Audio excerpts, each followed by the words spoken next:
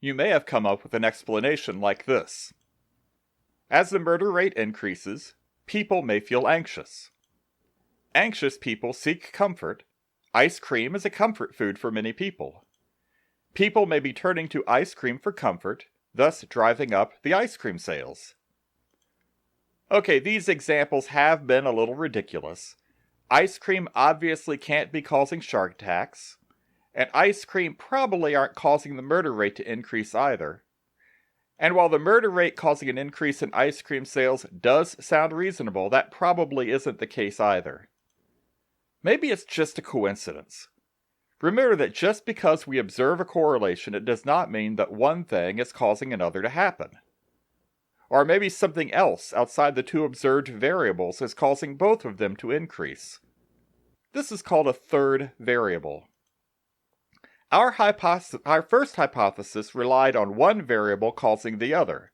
Either A is causing B, so ice cream sales are causing shark attacks, or ice cream sales are causing an increase in the murder rate, or B could be causing A.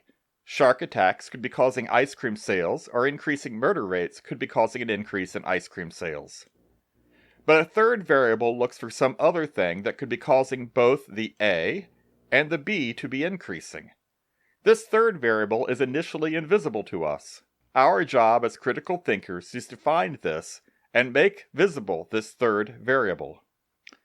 To find a third variable requires some brainstorming. We look at the data we are given, and then brainstorm other things that could be changing and causing the observed variables to change. Back to our case of ice cream and shark attacks.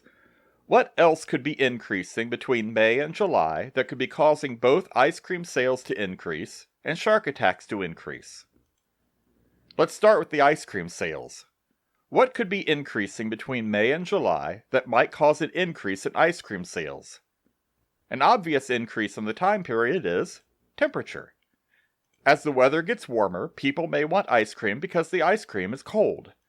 This could cause the ice cream sales to increase. Remember to think about the entire chain of causation when making your explanation.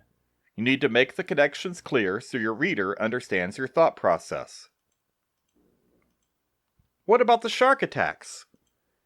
Maybe temperature increases are causing people to want to go swimming. As more people are in the water, the sharks are encountering more people.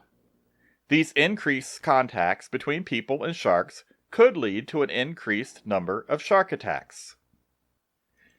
In both cases, it looks like the increasing temperature between May and July could be causing both variables to increase.